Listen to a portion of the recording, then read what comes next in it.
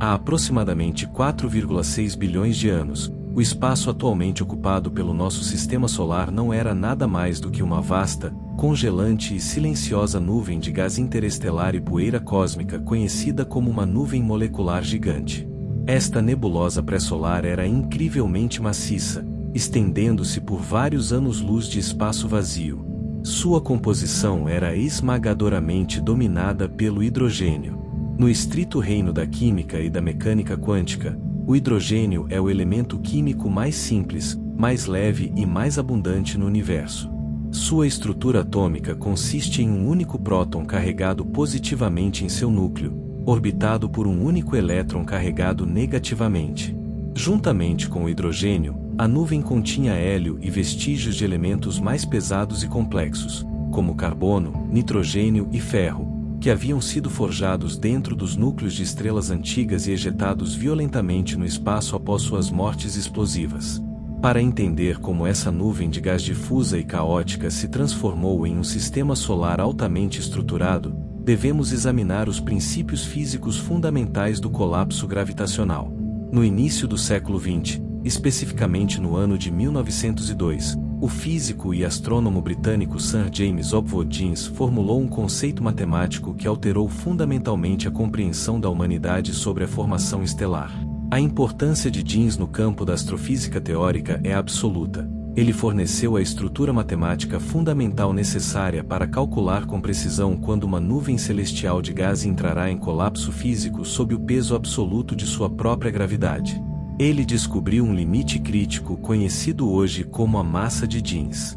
Escrito de forma discursiva, a física dita que a massa crítica necessária para o colapso é proporcional à raiz quadrada da temperatura da nuvem de gás ao cubo, dividida pela densidade da nuvem, multiplicada por constantes de gás específicas.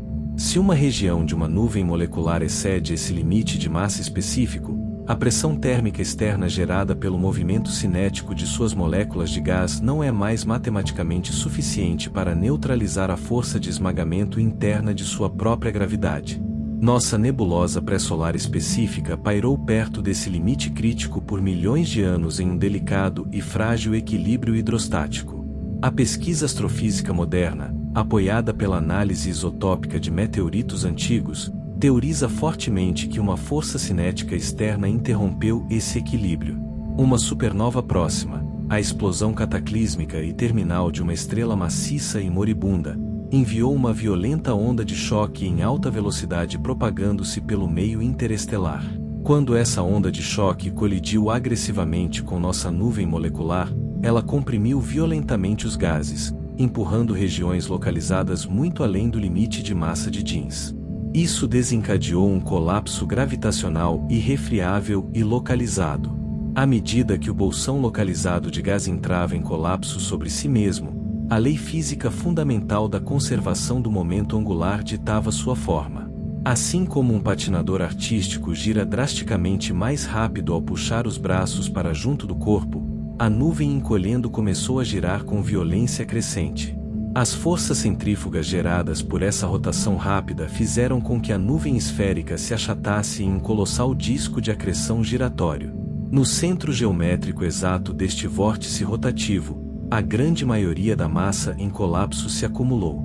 A imensa energia cinética das moléculas de gás em queda colidindo violentamente umas com as outras foi rapidamente convertida em energia térmica, criando uma esfera de plasma superaquecida e brilhante conhecida como uma protoestrela. Por cerca de 50 milhões de anos, esta protoestrela primitiva continuou a canibalizar vigorosamente o disco circundante, sugando massa enquanto sua temperatura interna e pressão barométrica subiam exponencialmente sob o peso esmagador de sua própria gravidade.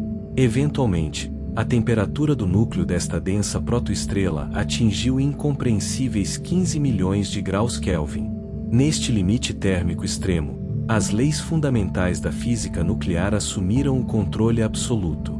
O físico teórico germano-americano Hans Bethe publicou uma pesquisa inovadora e altamente complexa no ano de 1939 detalhando os exatos mecanismos matemáticos e quânticos da nucleossíntese estelar.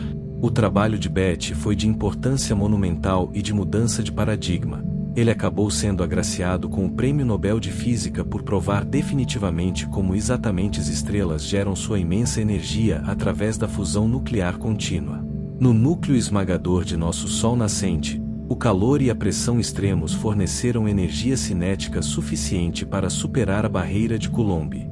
Na física de partículas, a barreira de Coulomb é a repulsão eletrostática natural e intensa que ocorre entre duas partículas subatômicas com carga positiva, neste caso, prótons de hidrogênio. Por terem a mesma carga elétrica, eles se repelem naturalmente.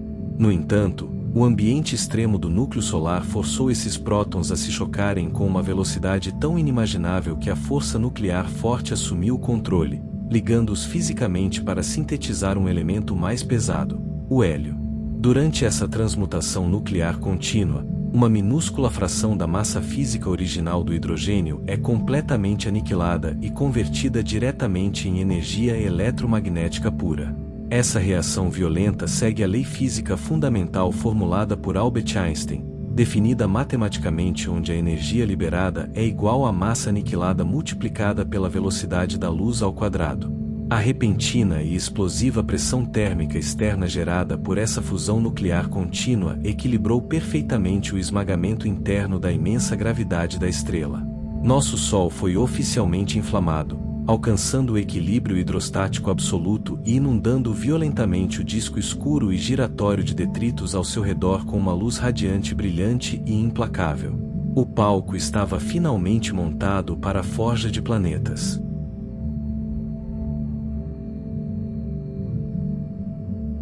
Ao redor do Sol recém-ignificado havia uma estrutura colossal e rotativa conhecida como disco protoplanetário. Este halo de gás e poeira residual girando violentamente se estendia por bilhões de milhas de espaço vazio. Dentro deste disco caótico, existia um severo gradiente térmico. Perto do jovem Sol, as temperaturas eram extremas demais para que compostos voláteis, como água, metano e amônia, se condensassem em gelo sólido. Apenas elementos e compostos com pontos de fusão excepcionalmente altos poderiam sobreviver nesta região interna escaldante.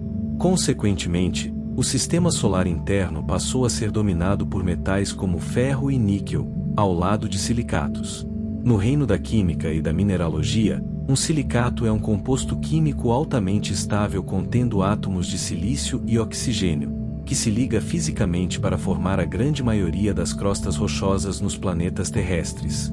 Para compreender como grãos microscópicos de silicato e metais pesados se aglutinaram para formar a Terra, devemos olhar para o trabalho pioneiro do astrônomo soviético Viktor Safronov. No ano de 1969, Safronov publicou uma tese fundacional altamente complexa detalhando a mecânica matemática da evolução planetária. A importância de Safronov para a comunidade global de astrofísica é monumental. Ele essencialmente fundou a hipótese planetesimal moderna, fornecendo os rigorosos modelos matemáticos necessários para provar como grãos de poeira microscópicos flutuando no vácuo podem colidir e grudar através de puras forças eletrostáticas. Safronov demonstrou matematicamente que, à medida que esses minúsculos aglomerados de poeira cresciam, sua atração gravitacional coletiva aumentava. Ao longo de cerca de 10 a 20 milhões de anos, esses aglomerados colidiram violentamente e se fundiram, crescendo em enormes corpos rochosos do tamanho de quilômetros chamados planetesimais.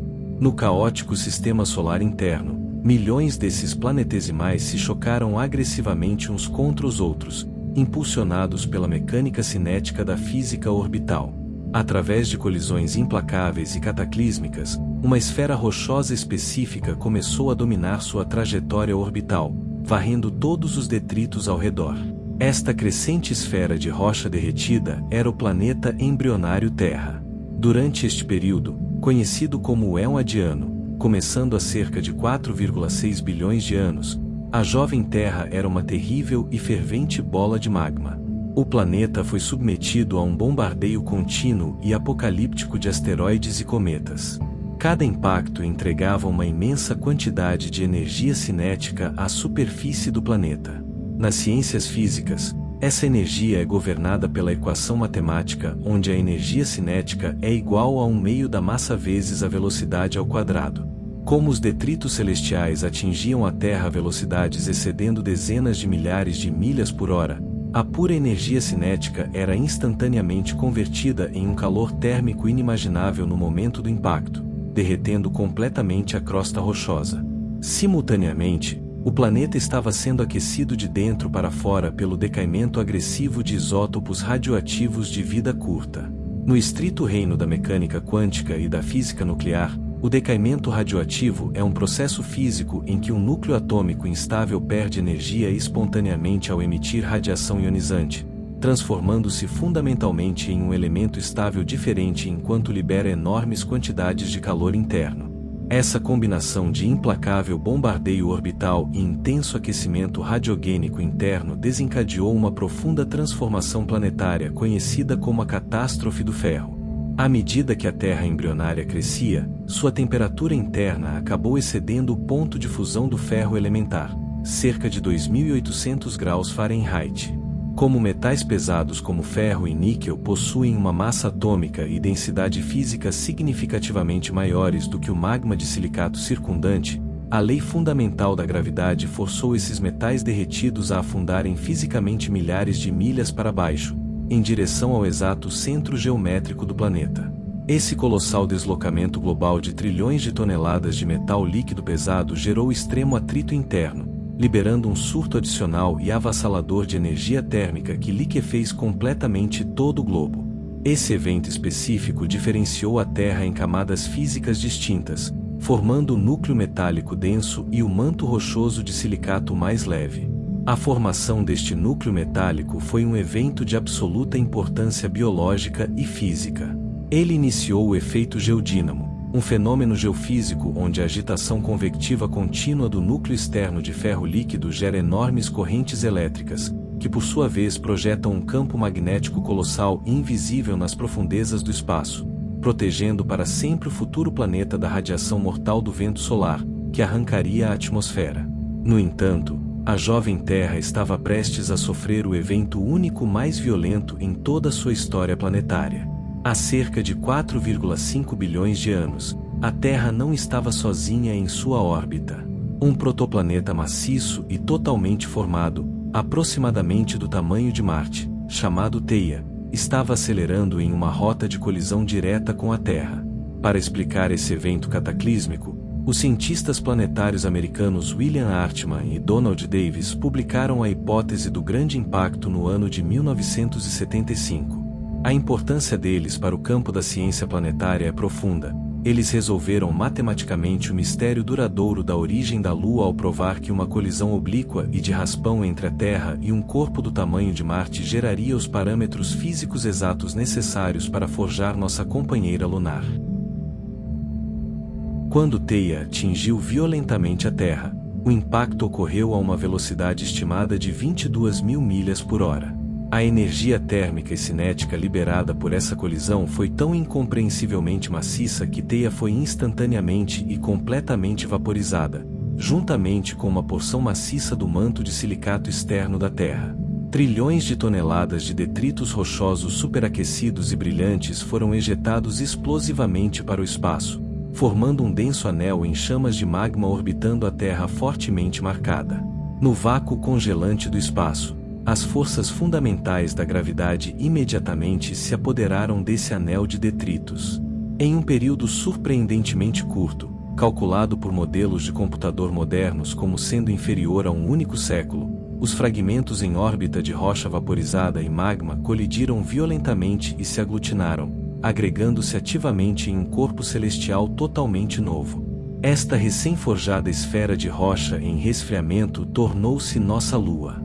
Em sua infância, a Lua estava incrivelmente perto, orbitando a uma distância estimada de apenas 14.000 milhas de distância, aparecendo como uma aterrorizante, gigantesca e brilhante esfera vermelha no céu da Terra primitiva, em comparação com sua distância média atual de 238.900 milhas. Este impacto monumental inclinou fisicamente o eixo da Terra, estabelecendo para sempre a mecânica de nossas estações planetárias e estabilizando nossa rotação, lançando a base absoluta para um mundo que eventualmente esfriaria e abrigaria oceanos. Após a forja cataclísmica da Lua, A Terra foi deixada como um oceano de magma fervente, altamente instável, girando rapidamente e completamente esterilizado. Por milhões de anos, o planeta irradiou sua imensa energia térmica interna para o vácuo congelante do espaço. À medida que a temperatura da superfície caía lentamente, as camadas superiores do manto de silicato derretido começaram a se solidificar fisicamente, formando uma crosta basáltica fina, escura e altamente frágil. Para entender com precisão quando essa crosta planetária esfriou o suficiente para suportar rocha sólida e, eventualmente, água líquida, os geólogos procuram pelos materiais terrestres sobreviventes mais antigos. No ano de 2001, o geólogo americano John Valley publicou um estudo inovador detalhando a análise de cristais microscópicos encontrados incrustados nas antigas rochas sedimentares de Jack Hills, na Austrália Ocidental. A importância de Valley para o campo altamente especializado da geocronologia e da geoquímica de isótopos é absoluta. Suas técnicas analíticas pioneiras recuaram a data física confirmada de uma crosta terrestre sólida e um clima temperado em centenas de milhões de anos, reescrevendo completamente a linha do tempo do nosso jovem mundo. Os cristais microscópicos que Valley analisou eram zircões.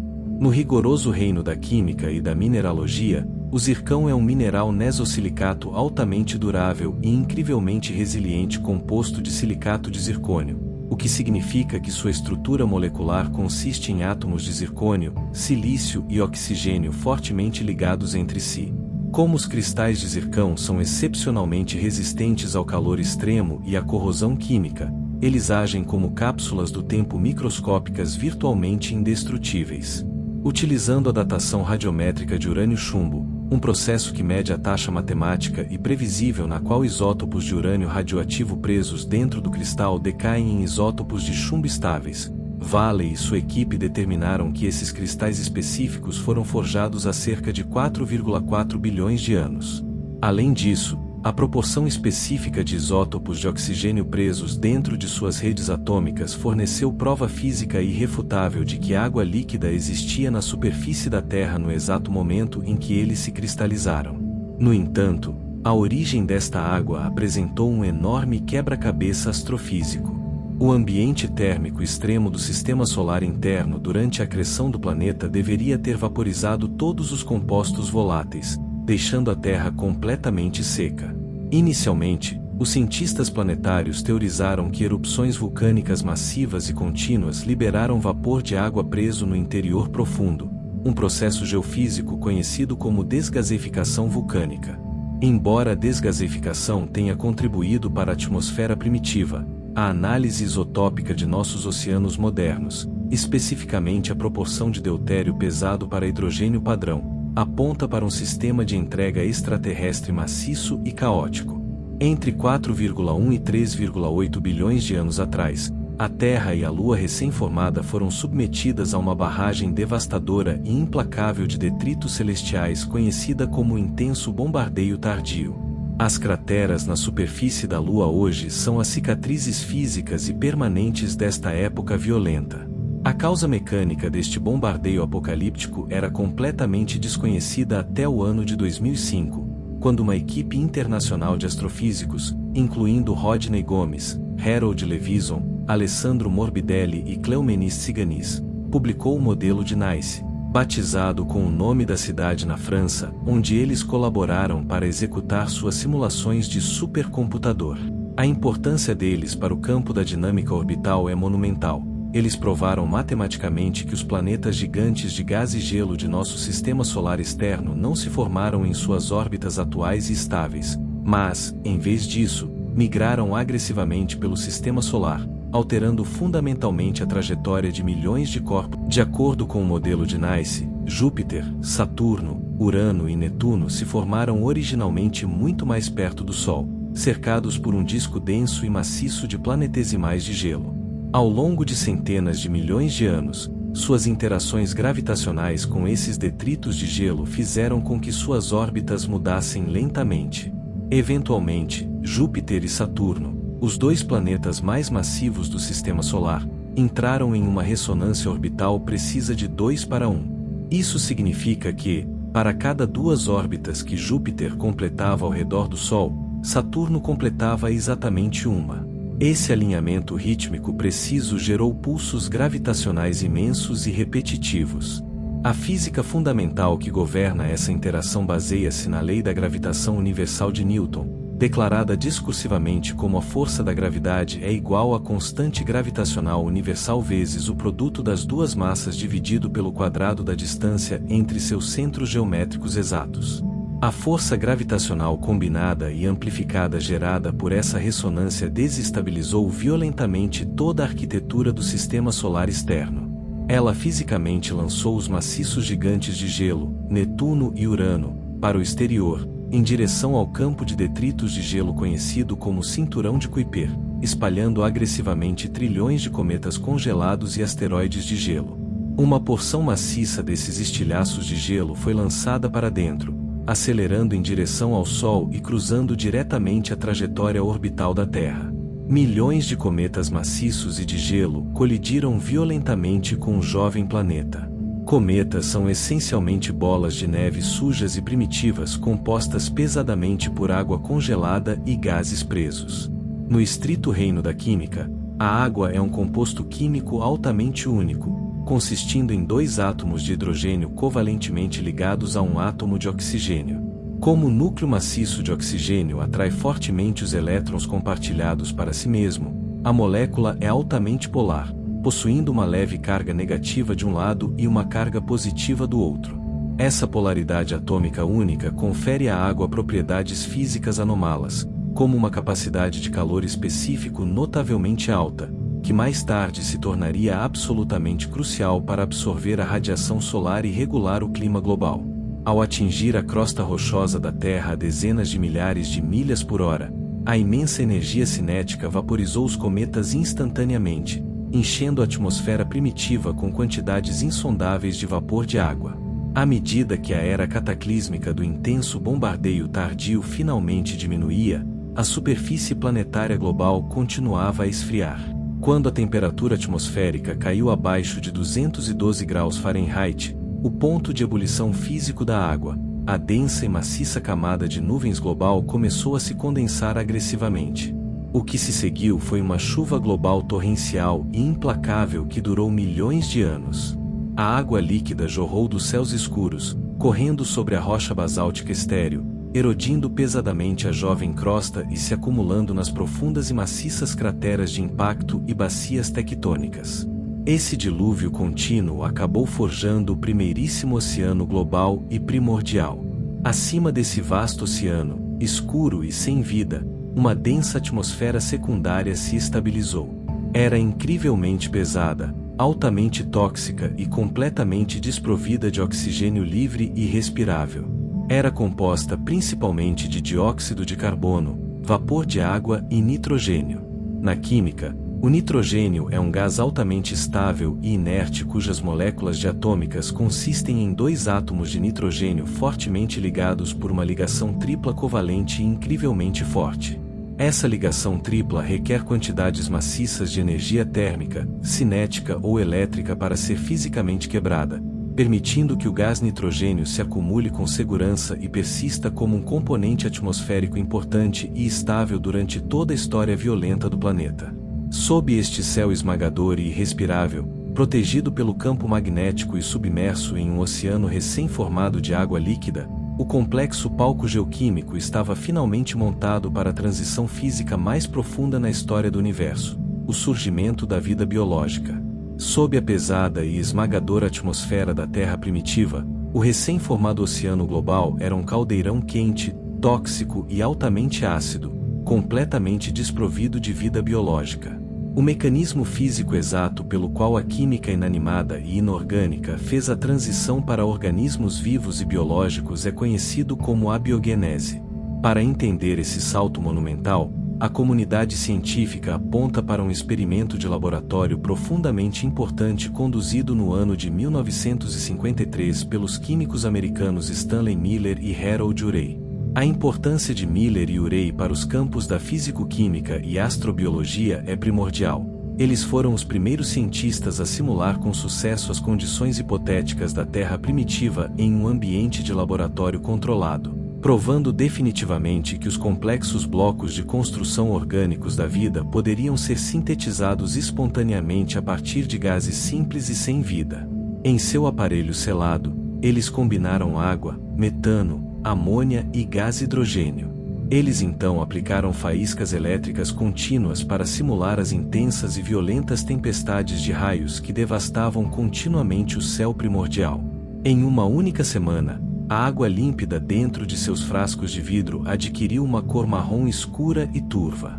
Quando analisaram esse líquido, descobriram que ele estava repleto de aminoácidos recém-sintetizados. No rigoroso reino da bioquímica, um aminoácido é uma molécula orgânica fundamental que consiste em um grupo amino básico, um grupo carboxilaácido e uma cadeia lateral orgânica única. Eles são de absoluta necessidade biológica porque atuam como os blocos de construção físicos fundamentais de todas as proteínas. No entanto, análises geoquímicas modernas sugerem que a atmosfera da Terra primitiva era na verdade dominada por dióxido de carbono e nitrogênio, não o metano e a amônia usados no experimento de Miller-Urey, tornando a biogenese no nível da superfície, através da queda de raios, altamente ineficiente. Consequentemente, astrobiólogos e geoquímicos marinhos modernos desviaram sua atenção da superfície devastada por tempestades e mergulharam milhares de pés até o abismo escuro e esmagador do fundo do oceano primordial. Profundamente ao longo das falhas tectônicas, onde a fina crosta da Terra foi violentamente fraturada, a água do oceano vazava continuamente para o manto quente de silicato. Esta água foi superaquecida pelo magma subjacente a temperaturas que excediam 750 graus Fahrenheit. Como a pressão barométrica nessas profundidades extremas é de inimagináveis milhares de libras por polegada quadrada, a água foi fisicamente impedida de ferver em vapor, agindo em vez disso como um fluido supercrítico.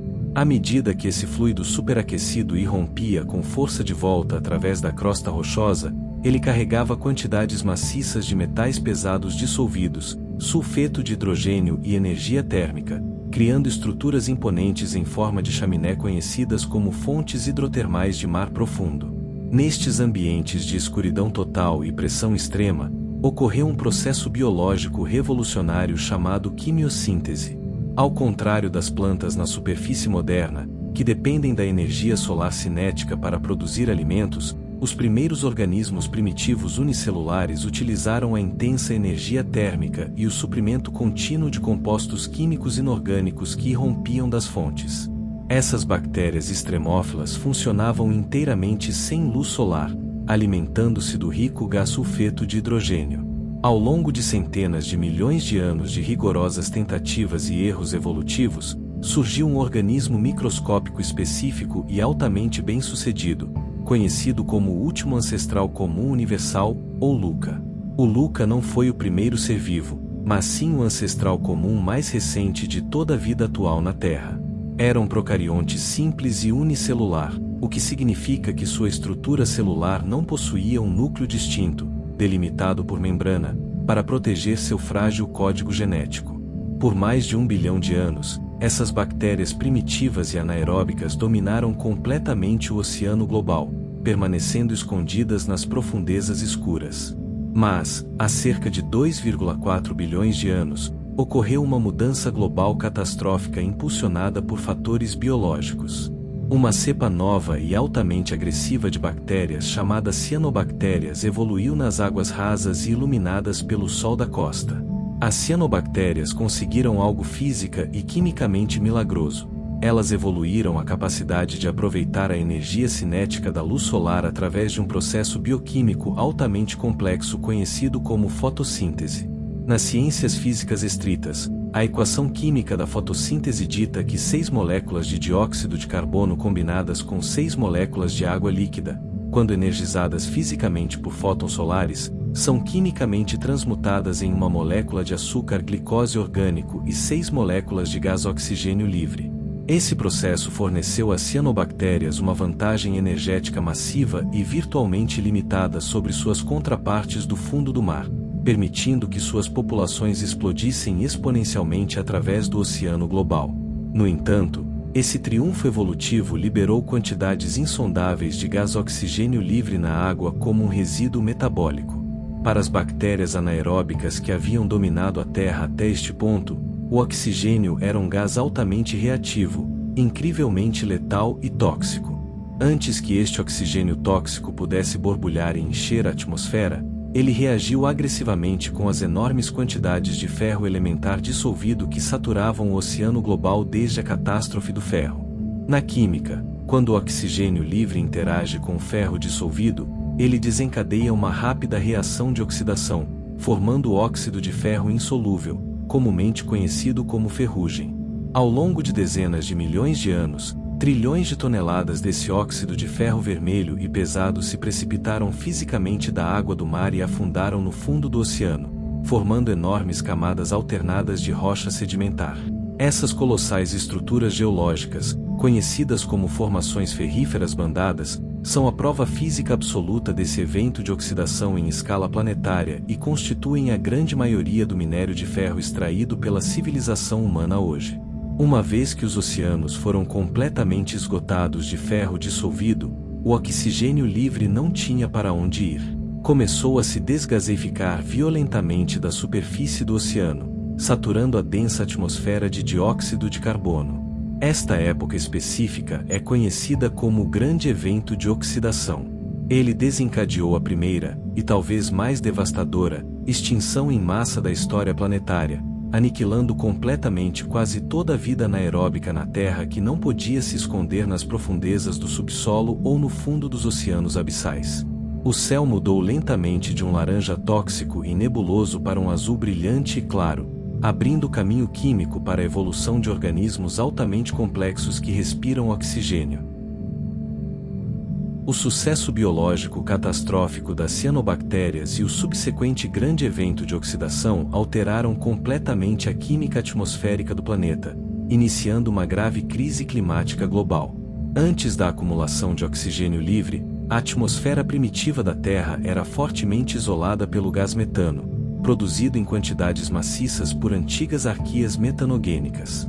No estrito reino da química orgânica, o metano é a molécula de hidrocarboneto mais simples, consistindo em um único átomo de carbono ligado covalentemente a 4 átomos de hidrogênio circundantes. Devido à sua estrutura molecular geométrica específica, o metano é um gás de efeito estufa incrivelmente potente. Ele é altamente eficiente em absorver a radiação infravermelha cinética de saída emitida pela superfície aquecida da Terra, impedindo que essa energia térmica escape para o vácuo congelante do espaço. No entanto, à medida que o oxigênio molecular inundava agressivamente a atmosfera, ele reagia quimicamente com esse metano atmosférico, oxidando-o em dióxido de carbono e vapor de água. Embora o dióxido de carbono também seja um gás de efeito estufa, ele é significativamente menos eficaz em reter calor do que o metano. Consequentemente, o cobertor térmico atmosférico do planeta foi rápida e violentamente arrancado. A temperatura global despencou, mergulhando a Terra na glaciação Huroniana, que durou de cerca de 2,4 a 2,1 bilhões de anos atrás. Esta glaciação específica é amplamente considerada pela comunidade científica moderna como a primeira instância de uma Terra-bola de neve. O conceito de um planeta completamente congelado foi formalizado matemática e geologicamente pelo paleoclimatologista americano Joseph Kirschvin no ano de 1992, e mais tarde rigorosamente apoiado pelo geólogo canadense Paul Hoffman no ano de 1998 através de extensa análise isotópica de rochas antigas na Namíbia. A importância combinada deles para o campo da paleoclimatologia é monumental. Eles derrubaram fundamentalmente a suposição de longa data de que os oceanos da Terra haviam permanecido continuamente líquidos, provando, em vez disso, que o sistema climático do planeta poderia matematicamente cruzar um ponto de inflexão, resultando em maciças camadas de gelo continental acelerando até o Equador. Durante essa fase da Terra bola de neve, as camadas de gelo branco altamente reflexivas rebatiam a grande maioria da radiação solar recebida de volta para o espaço, um fenômeno geofísico conhecido como efeito albedo. Isso criou um ciclo de feedback positivo que prendeu o planeta em um congelamento profundo. A Terra só escapou desta prisão de gelo porque a atividade tectônica continuou nas profundezas sob a crosta congelada. Vulcões maciços entraram em erupção persistentemente através do gelo de quilômetros de espessura, bombeando milhões de toneladas de dióxido de carbono de volta para a atmosfera. Como os oceanos congelados não podiam mais absorver esse dióxido de carbono, o gás se acumulou ao longo de milhões de anos até que o efeito estufa se tornasse forte o suficiente para derreter violentamente as geleiras globais, desencadeando um mundo estufa maciço e superaquecido. Nos oceanos em aquecimento e ricos em nutrientes que se seguiram a esse degelo global, ocorreu uma revolução biológica de complexidade inimaginável. A vida unicelular evoluiu de procariontes simples e desorganizados para eucariontes complexos e altamente estruturados. Para explicar esse profundo salto biológico, a bióloga evolutiva americana Lynn Margulis publicou um artigo altamente controverso, mas que acabou mudando o paradigma, no ano de 1967, detalhando a teoria endossimbiótica. A importância de Margulis para o campo da biologia evolutiva não pode ser exagerada. Ela desafiou com sucesso a visão darwiniana clássica e rígida de que a evolução era impulsionada exclusivamente por mutação aleatória e competição agressiva, provando fisicamente que os mais altos níveis de complexidade biológica foram, na verdade, alcançados por meio de uma cooperação celular sem precedentes. Margulis demonstrou matemática e biologicamente que a primeiríssima célula eucariótica foi forjada quando uma grande e predatória arqueia anaeróbica engolfou fisicamente uma bactéria menor e altamente eficiente que respirava oxigênio. No entanto, em vez de digerir a bactéria menor, os dois organismos unicelulares entraram em uma relação simbiótica mutuamente benéfica. A célula hospedeira maior fornecia proteção física e nutrientes brutos, enquanto a bactéria engolfada menor utilizava o oxigênio livre tóxico para gerar quantidades maciças de energia metabólica. Ao longo de milhões de gerações, esta bactéria engolfada integrou-se fisicamente na maquinaria celular do hospedeiro, tornando-se, em última análise, a mitocôndria, a usina biológica de todas as células complexas modernas. No estrito reino da genética, a prova física absoluta da teoria de Margulis reside no fato de que as mitocôndrias ainda possuem seu próprio DNA circular distinto, completamente separado do DNA encontrado dentro do núcleo da célula hospedeira. Essa fusão endossimbiótica forneceu a enorme energia metabólica necessária para eventualmente construir organismos multicelulares, animais e, por fim, seres humanos. Enquanto a biologia se reestruturava fundamentalmente nos oceanos, a própria crosta rochosa do planeta se organizava em um ciclo contínuo e mecânico de criação e destruição. A casca externa sólida da Terra, conhecida como litosfera, não é uma esfera única e ininterrupta, mas é fraturada em peças de quebra-cabeça enormes e irregulares chamadas placas tectônicas. A compreensão moderna desse mecanismo planetário é fortemente atribuída ao trabalho pioneiro da geóloga e cartógrafa oceanográfica americana Marie Tarp. Durante a década de 1950, Tarp mapeou meticulosamente o fundo completamente inexplorado e escuro do Oceano Atlântico usando dados iniciais de sonar. Sua importância para a comunidade geofísica global é absoluta. Ela descobriu a dorsal mesoatlântica, uma colossal e contínua cordilheira subaquática apresentando um maciço vale de fenda central. O mapeamento de Tarp forneceu a prova física irrefutável necessária para validar a teoria da deriva continental, originalmente proposta por Alfred Wegener no ano de 1912. A descoberta de Tarp provou que a crosta da Terra está sendo continuamente rasgada nessas dorsais meso-oceânicas. Nas profundezas da Terra, o manto de silicato semissólido e superaquecido se comporta como um fluido fervente e altamente viscoso. Impulsionadas pelo intenso calor radiogênico do núcleo, imensas correntes de convecção sobem lentamente em direção à crosta. Quando esta rocha superaquecida atinge o fundo da litosfera, ela empurra fisicamente as placas tectônicas para separá-las, irrompendo como magma fresco para forjar um novo fundo oceânico. À medida que uma nova crosta é criada, a crosta mais velha, mais fria e mais densa nas extremidades distantes das placas é violentamente forçada de volta para baixo no manto, um processo destrutivo conhecido como subducção. Este implacável motor tectônico desloca constantemente os continentes em todo o globo, impulsionando a formação de supercontinentes maciços como Colômbia e, mais tarde, Rodinia, alterando fundamentalmente as correntes oceânicas globais, os padrões climáticos atmosféricos e impulsionando a adaptação implacável da vida biológica. À medida que o motor tectônico dinâmico da Terra reorganizava continuamente os supercontinentes globais, a paisagem biológica dos oceanos preparou-se para a diversificação de vida mais espetacular da história planetária. Há cerca de 541 milhões de anos, ocorreu um evento biológico de magnitude sem precedentes, conhecido como explosão cambriana.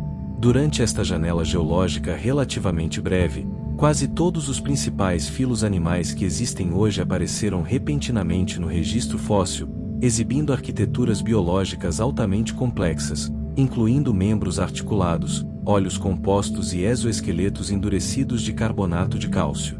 Para entender a pura insanidade morfológica desta era, os paleontólogos dependem fortemente de uma descoberta geológica monumental e específica feita no ano de 1909 pelo paleontólogo americano Charles Dolittle Walcott. Walcott descobriu o folhelho Burgess cheio, um leito fóssil altamente único localizado no alto das montanhas rochosas canadenses.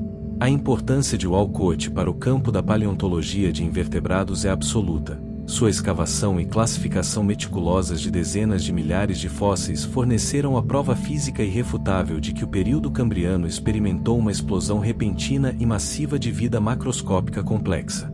O folhelho Burgess é geologicamente único porque preservou perfeitamente o tecido mole de organismos marinhos bizarros e de aparência alienígena, como a alpabnia de 5 olhos e o temível predador Alpha anomalocaris, em detalhes microscópicos, efetivamente tirando um instantâneo de alta resolução de um ecossistema marinho antigo e próspero.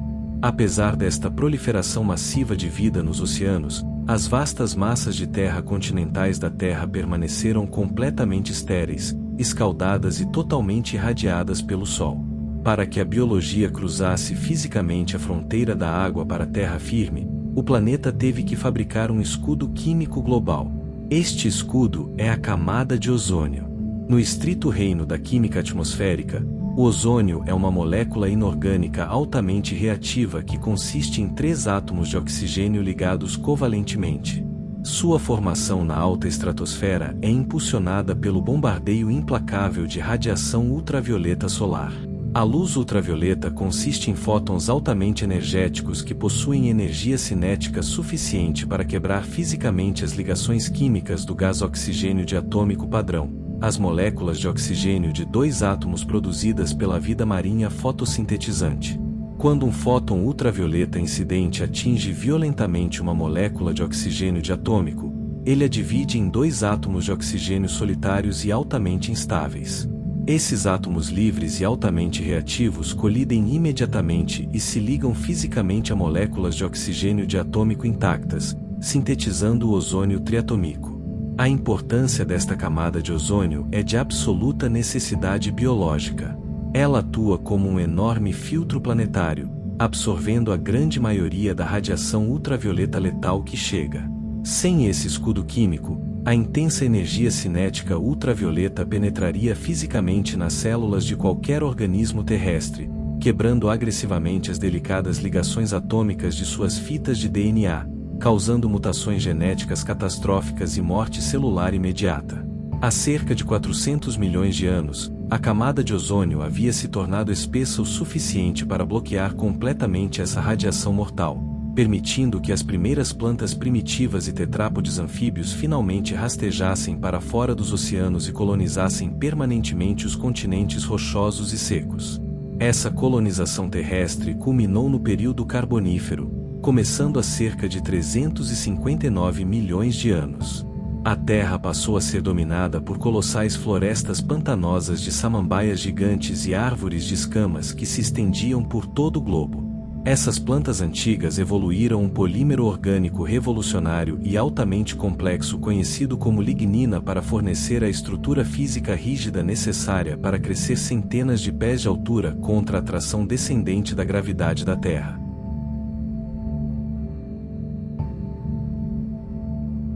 Na química orgânica, A lignina é uma macromolécula incrivelmente densa e altamente reticulada que é excepcionalmente resistente à degradação física.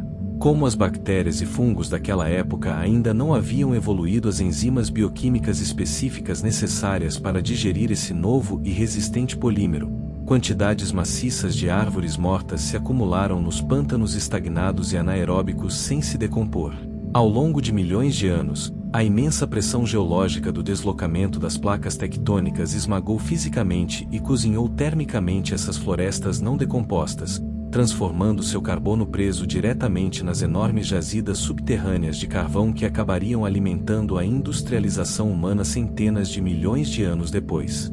Como o carbono foi enterrado em vez de oxidado, os níveis de oxigênio atmosférico dispararam para aterradores 35%. Permitindo que os insetos crescessem a proporções monstruosas e aterrorizantes. No entanto, a prosperidade biológica do planeta foi completamente despedaçada há cerca de 252 milhões de anos em uma catástrofe apocalíptica conhecida como o evento de extinção do Permiano-Triássico, ou simplesmente, a Grande Mortandade. Este evento representa o mais perto que a Terra já chegou de ser completa e permanentemente esterilizada, aniquilando mais de 96% de todas as espécies marinhas e 70% da vida vertebrada terrestre. Para determinar o mecanismo físico exato de morte deste apocalipse, o geólogo e paleontólogo britânico Paul Vignall conduziu uma pesquisa estratigráfica extensa e altamente complexa ao longo da década de 1990. A importância de Vignall para o campo da dinâmica das extinções em massa é profunda. Ele forneceu as evidências físicas e químicas detalhadas ligando a mortandade biológica diretamente a uma erupção vulcânica maciça em escala continental na atual Rússia, conhecida como os Traps Siberianos. Por centenas de milhares de anos, os Traps Siberianos irromperam violentamente milhões de milhas cúbicas de lava basáltica fervente, queimando fisicamente através de depósitos de carvão subterrâneos e maciços. Essa combustão contínua e cataclísmica injetou quantidades incompreensíveis de dióxido de carbono e metano tóxico diretamente na atmosfera. O pico súbito e maciço nos gases de efeito estufa desencadeou um efeito de hiperaquecimento descontrolado, elevando as temperaturas oceânicas globais a níveis fisicamente letais. Nas ciências físicas da termodinâmica, o comportamento de gases dissolvidos em um líquido é governado por uma lei fundamental que afirma que a solubilidade física de um gás é estritamente e inversamente proporcional à temperatura do líquido. À medida que os oceanos globais absorviam rapidamente o calor atmosférico, sua capacidade física de reter oxigênio dissolvido entrou em colapso violentamente. Os oceanos literalmente sufocaram, tornando-se estagnados, quentes e completamente anóxicos. Nesse abismo carente de oxigênio, bactérias altamente tóxicas produtoras de sulfeto de hidrogênio prosperaram, arrotando nuvens maciças de gás venenoso na atmosfera, simultaneamente destruindo a camada de ozônio e sufocando a vida terrestre.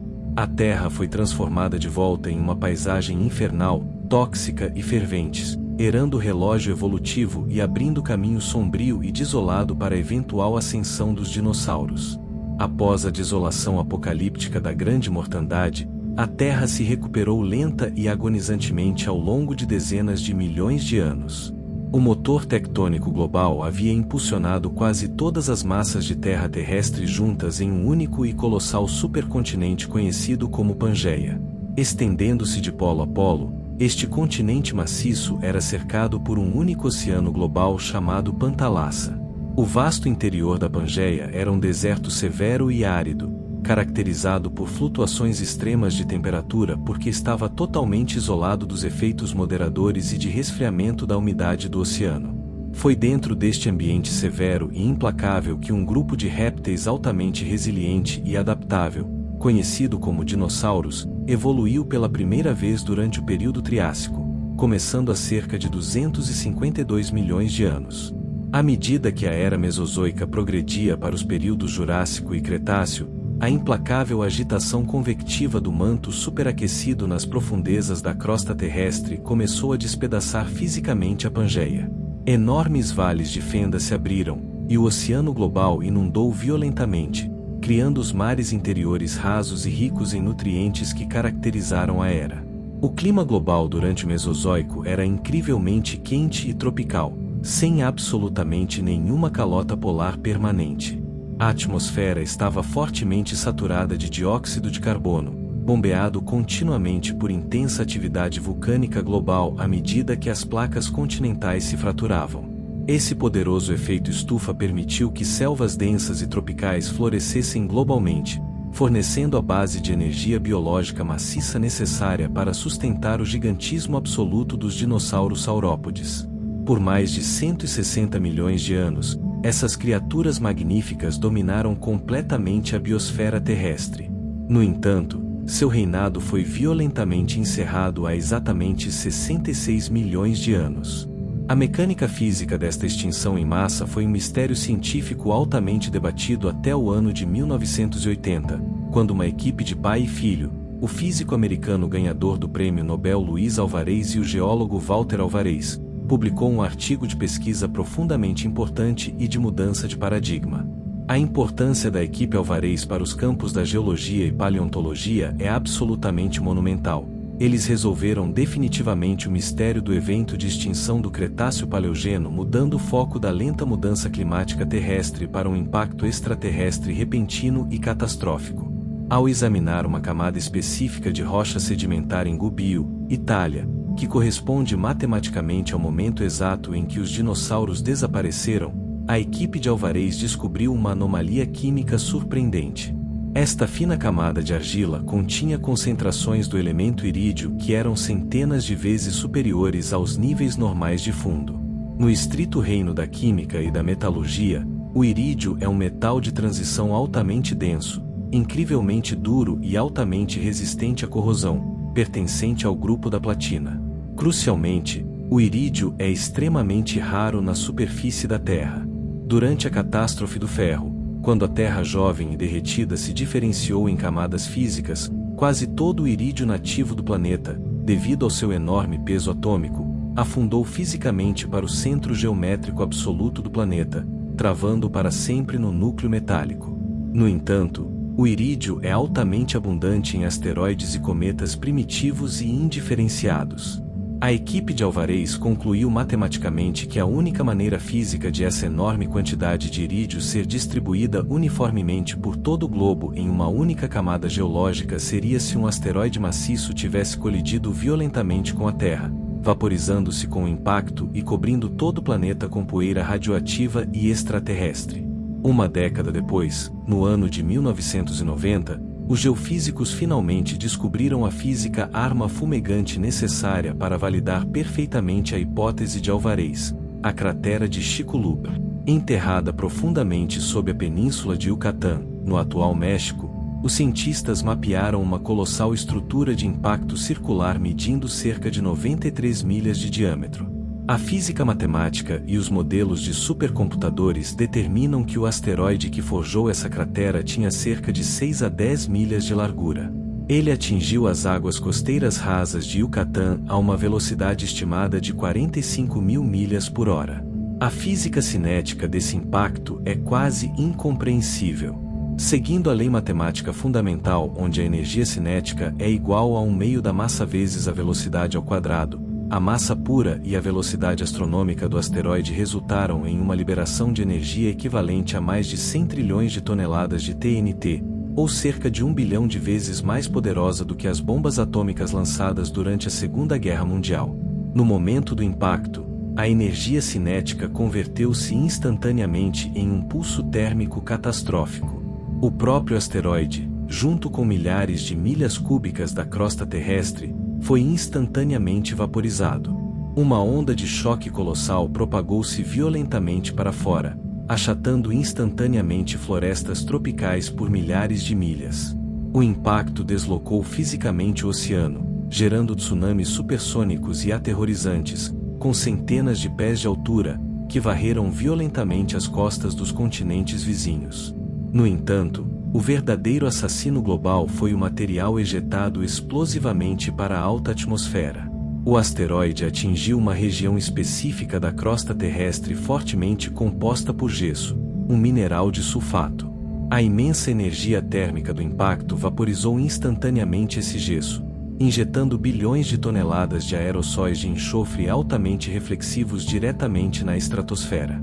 Simultaneamente, os trilhões de toneladas de rocha pulverizada e superaquecida ejetadas no espaço começaram a chover de volta sobre a atmosfera, criando um intenso atrito atmosférico que transformou o céu em um forno incandescente, acendendo incêndios florestais globais maciços. Após este pulso térmico breve e intenso, a densa nuvem de aerossóis de enxofre, fuligem e poeira rica em irídio pulverizada envolveu completamente o globo. Essa barreira física bloqueou quase todos os fótons solares de alcançarem a superfície do planeta, desencadeando um apocalíptico inverno de impacto global. Sem a radiação solar, o processo bioquímico fundamental da fotossíntese foi violentamente interrompido. O fitoplâncton marinho e as florestas terrestres morreram rapidamente. À medida que a base da teia alimentar global colapsou fisicamente, os dinossauros herbívoros maciços morreram de fome, seguidos rapidamente pelos gigantescos predadores alfa. Neste mundo pós-impacto escuro, congelante e estéril, o gigantismo biológico absoluto era uma falha fatal. As únicas criaturas vertebradas terrestres que sobreviveram a este apocalipse eram pequenas, altamente adaptáveis e principalmente subterrâneas. Entre esses sobreviventes estavam os primeiros mamíferos, endotérmicos, ou de sangue quente, e capazes de subsistir em uma dieta altamente variada de insetos, vegetação morta e sementes. Essas minúsculas criaturas semelhantes a ratos navegaram pelas ruínas desoladas da era Mesozoica. Com os aterrorizantes predadores alfa-reptilianos permanentemente apagados do tabuleiro evolutivo, o palco biológico foi violentamente limpo para que esses mamíferos sobreviventes herdassem a Terra, eventualmente irradiando para a enorme diversidade biológica que acabaria por levar à evolução da consciência humana. Na sequência desolada e fumegante do impacto de Chicxulub, a Terra entrou na Era Cenozoica, começando exatamente há 66 milhões de anos. Com os predadores reptilianos maciços e tirânicos permanentemente erradicados, as espécies de mamíferos sobreviventes experimentaram uma radiação biológica espetacular e rápida. Sem extrema pressão competitiva, essas pequenas e altamente adaptáveis criaturas endotérmicas evoluíram rapidamente para preencher todos os nichos ecológicos vagos no planeta, eventualmente diversificando-se nos enormes mamíferos terrestres, nos morcegos voadores e nos cetáceos totalmente aquáticos. À medida que a biosfera da Terra se recuperava, o clima global passou por uma flutuação drástica e altamente volátil, culminando há cerca de 56 milhões de anos em um evento geológico profundo conhecido como máximo térmico do Paleoceno-Eoceno, ou Patchman.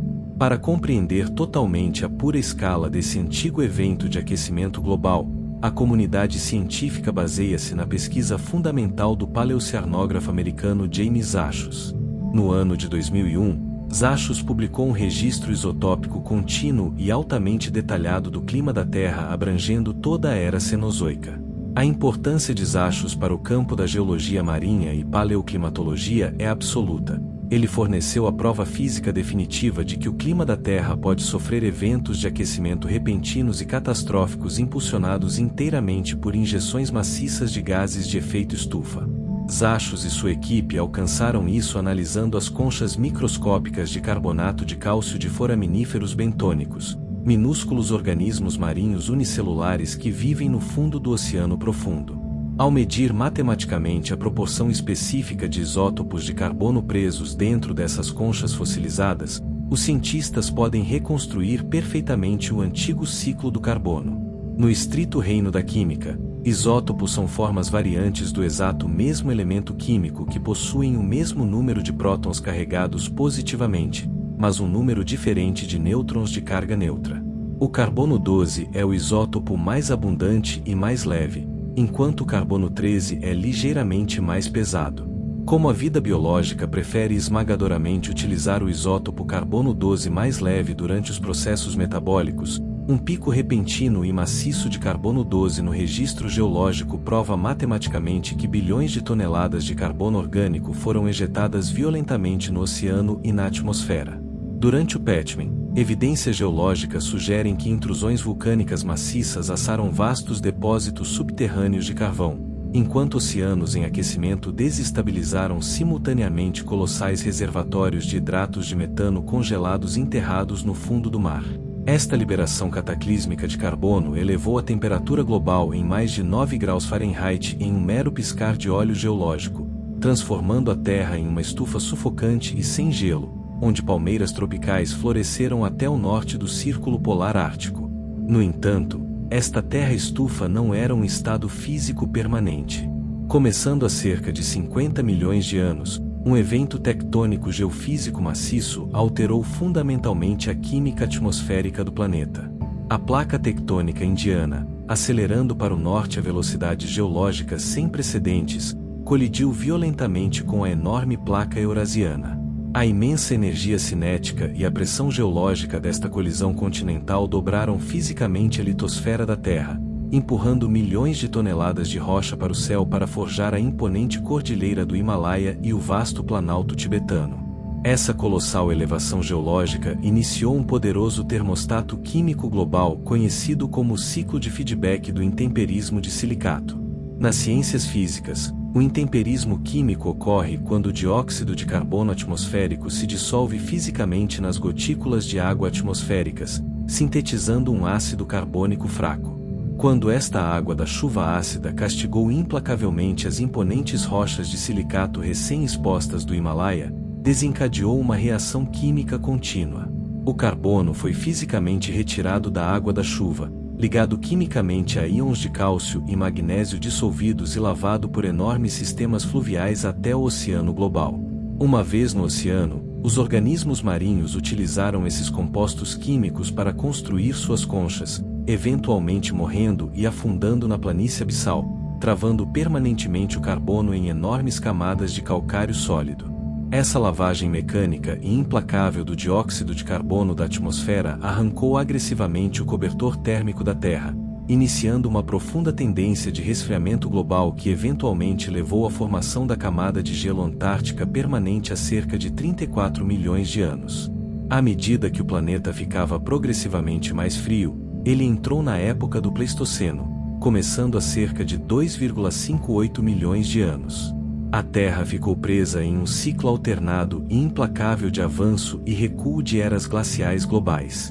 Para explicar a causa mecânica e astrofísica dessas glaciações rítmicas, o matemático e astrônomo Sérvio Milutin Milankovitch publicou sua teoria orbital altamente complexa na década de 1920. A importância de Milankovitch para os campos da astrofísica e da paleoclimatologia é monumental. Ele provou matematicamente que o clima da Terra é inteiramente dependente do cabo de guerra gravitacional do sistema solar circundante, calculando precisamente como pequenas variações geométricas na órbita do planeta alteram violentamente a distribuição da energia solar cinética que atinge a superfície. Milankovitch identificou 3 ciclos orbitais específicos e sobrepostos.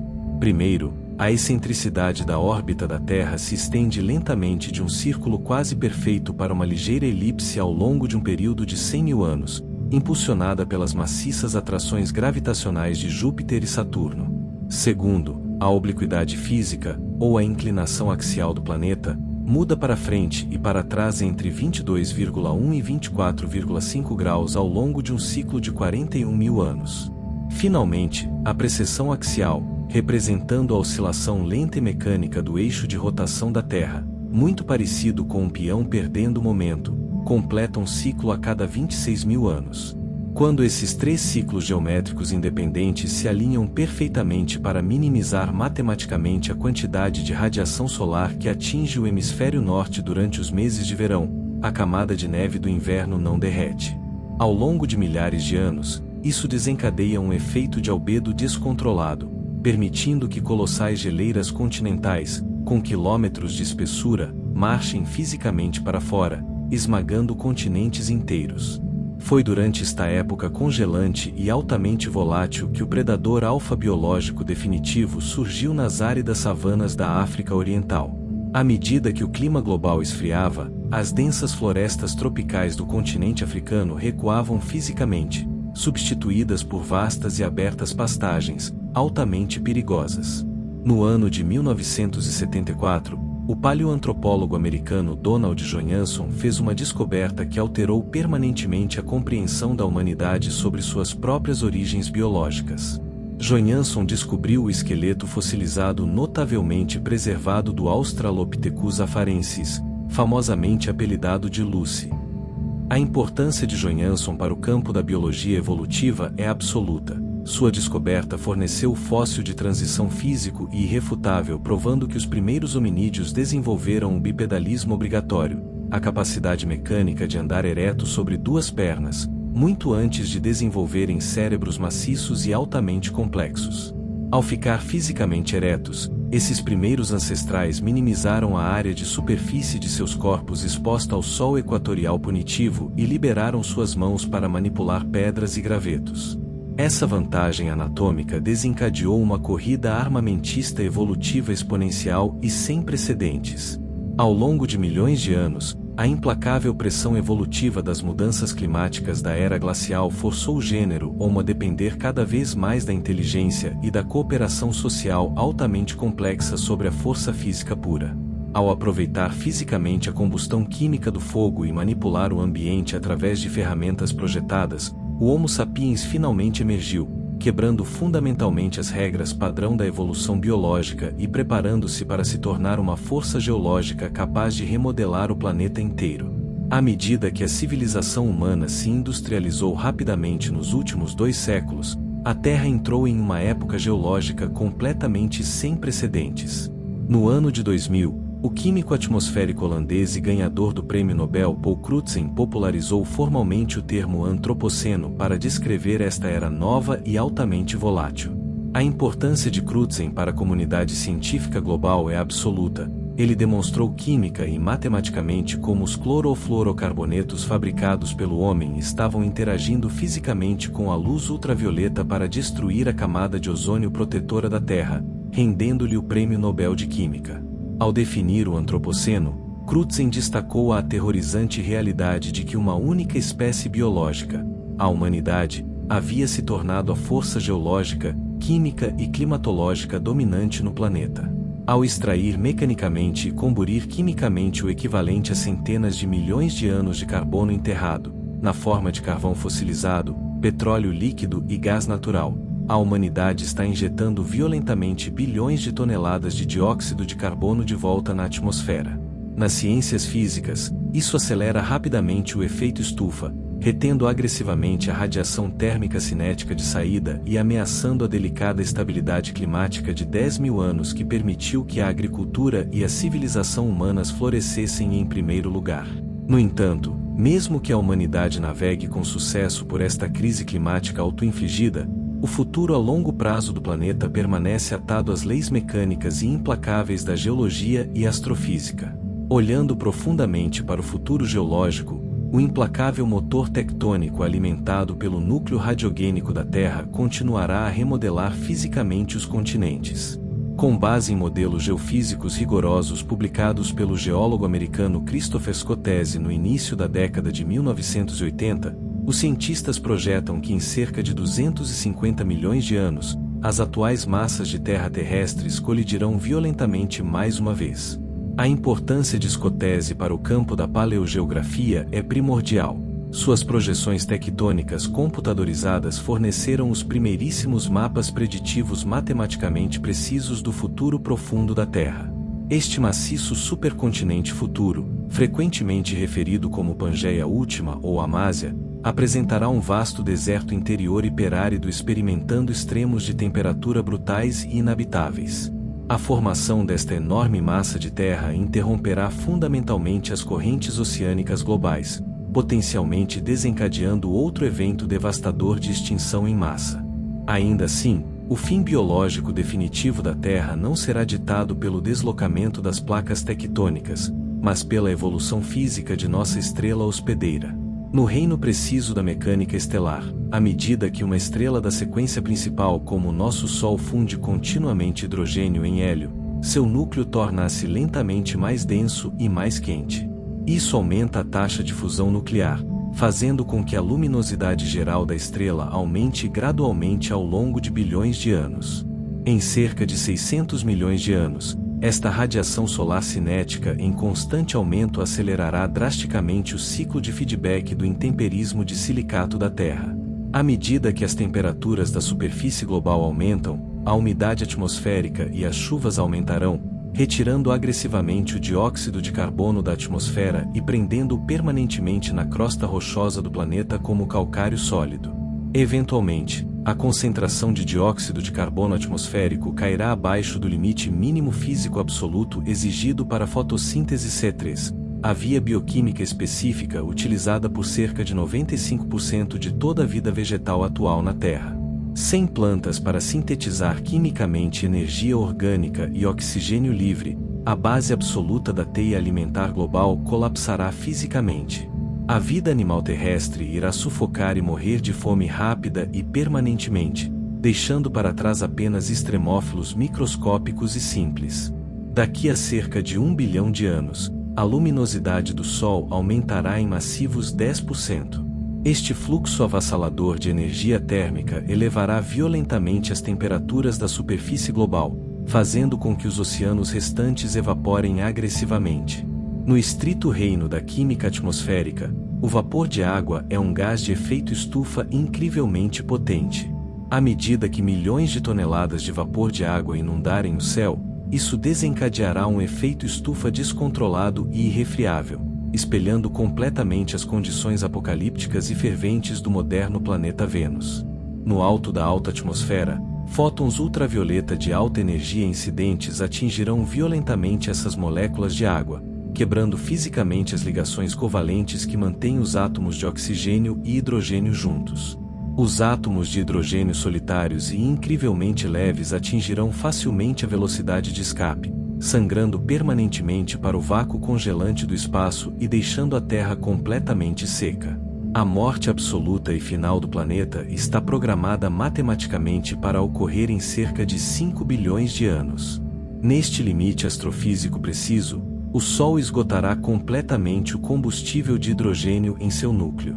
O delicado equilíbrio físico do equilíbrio hidrostático, onde a pressão térmica externa gerada pela fusão nuclear neutraliza perfeitamente a força de esmagamento interna da gravidade, entrará em colapso violento. O núcleo solar se contrairá rapidamente e aquecerá a temperaturas inimagináveis, acendendo a fusão de átomos de hélio mais pesados. Essa nova fonte explosiva de energia forçará as camadas externas de plasma do Sol a se expandirem exponencialmente, transformando nossa estrela em uma aterrorizante e brilhante gigante vermelha. A parede em expansão de plasma estelar, queimando a milhares de graus, consumirá violentamente as órbitas de Mercúrio e Vênus. Finalmente, o envelope estelar em chamas alcançará a Terra. As intensas forças de cisalhamento térmico e gravitacional derreterão violentamente a crosta terrestre, dissolvendo fisicamente todo o nosso mundo no interior ígneo e fervente do Sol moribundo. A Terra, o único berço conhecido de vida biológica na vastidão do cosmos, será total e permanentemente apagada da existência.